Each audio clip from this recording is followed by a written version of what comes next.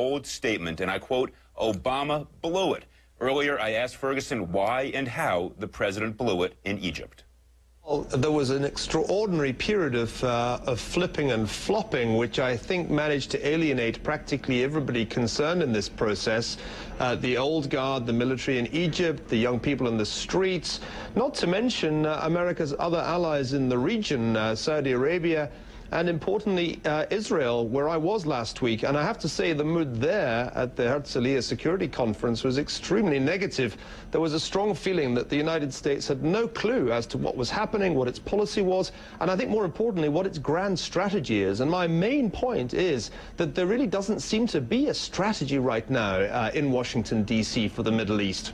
Well, look, Neil, I want to quote back to you some brilliant foreign policy analysts I like to refer to a lot, Monty Python, who said, nobody expects the Spanish Inquisition. Did anybody get this right? Even the Israelis, and you were with them in Herzliya, they didn't see this coming. So did anybody see this coming? Well, that's not the case. I mean, if you take analysts like Shmuel Ber, whose scenario-building exercise last year included a scenario in which Mubarak was overthrown by a popular uprising, no, this is something that is far from unimaginable. And indeed, the really unimaginable thing was that Mubarak was going to stay in power for much longer, given his age, his illness, and the obvious unpopularity of the idea that his son Gamal was going to simply take over. What I find astonishing, really shocking, is that the entire apparatus of the National Security Council and the State Department does not seem to have given any thought to this scenario until it happened. Now, that is extraordinary. That is what these people are paid to do, to build scenarios, to have contingency plans, instead of which the president was left to have to make it up on the spot in a completely ad hoc way, and it showed. Right now, there are two foreign policies in the United States. There's the president's, and I think there is Secretary of State Clinton's. The Secretary of State's policy was far more cautious and far more inclined to give Mubarak more time. Indeed, just 3 days after Robert Gibbs said that now meant yesterday for Mubarak, 3 days later, Frank Wisner was saying, no, Mubarak had to be part of any process in Egypt. I mean, this just looked like a complete shambles if you were in the Middle East at the time. And I must say I'm startled at what a smooth ride the president's been getting, and indeed Secretary Clinton has been getting, from the American press. Yeah, but let me play devil's advocate for just a moment. In the course of 2.5 weeks, you went from stability, which before this began in Cairo and on the day of the first riots was a fair description of where things were, at least to the world at large, to a complete revolution 18 days later. And so you had to navigate through that remarkable spectrum switch very, very quickly. So inevitably, you had to calibrate and dance just a little bit. With all that, quick decision-making, was it really as dismal as you said? I mean, things look pretty good right now. We have a good relationship with the incumbent military forces, a good relationship, it seems, with the forces of the revolution. So how much damage has been done? Well, I think a good deal. As I mentioned already, America's allies in the region wonder what the plan is. And remember, this ain't over. People are talking in the United States as if somehow it all happily ended. This is just the beginning. Revolutions unfold over periods of months and even years. And most revolutions do not end with a happy, clappy liberal democracy. It's much more likely that there will be increased radicalism. The most organized opposition force is the Muslim Brotherhood, which incredibly the Director of National Intelligence described as a secular movement before he hastily corrected himself. The Muslim Brotherhood is likely to make gains as the chaos increases. The economic situation in Egypt is a total mess. The risks are very great. Look, Professor, I'm with you in much of your critique, but I disagree with you when you say it is likely, in fact, more than that perhaps, that the Muslim Brotherhood emerges as the most powerful force. Why do you jump to the conclusion that the Muslim Brotherhood will emerge as the centerpiece of power in Egypt?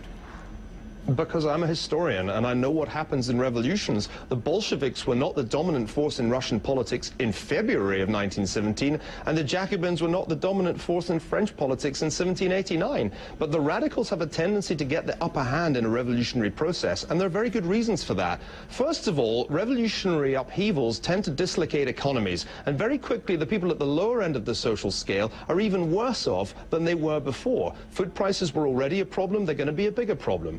Strikes are going to be a bigger problem. I predict real difficulties for the Egyptian economy going ahead, and that is going to radicalize the situation. The other thing that always happens is that as the election date approaches, and remember, right now we've got 6 months of military rule, which is hardly a victory for the revolution, that is going to create an opportunity for radicals to bid for support in the street by saying, look, there are enemies at home and there are enemies abroad. And the classic revolutionary pattern is that you displace the revolutionary energy from the street into some kind of foreign conflict. conflict. And Israel is right next door as the obvious target. And of course, the Muslim Brotherhood has been playing that card for many years. Don't underestimate the radicals in these situations. That is the mistake that America made in 1979. People in the Western media initially thought it was great news that the Shah of Iran had gone. It took them a while to realize that the main beneficiaries of this would not be secular Democrats, but radical Islamists. This could happen again. Professor, again, so much of what you say is both fascinating and correct, I think, but on the other hand, as a historian, you know, history rarely repeats itself. As somebody once wisely said, it rhymes. And I think while you can point to the Russian, the French revolutions, the reality is that Egyptian society is very different than what we faced in Iran. And those who are closest to us say this is going to be a much more secular revolt than what we have seen. And the military continues, as you just pointed out, to be the most powerful force. And so their desire for stability and their fear of the Muslim Brotherhood almost ensures that what emerges here will be something other than the Muslim Brotherhood. I mean, how do you address that argument? I agree with that. In other words, if I rank the probable outcomes, the number one most likely outcome is what I'd call the 1848 outcome, when the forces of order, in this case the military, ultimately prevail. It's hard to keep the momentum going in Tahrir Square with the crowds. Gradually that is going to ebb away, and I think the most likely scenario is actually a restoration of the status quo with a new strongman in charge.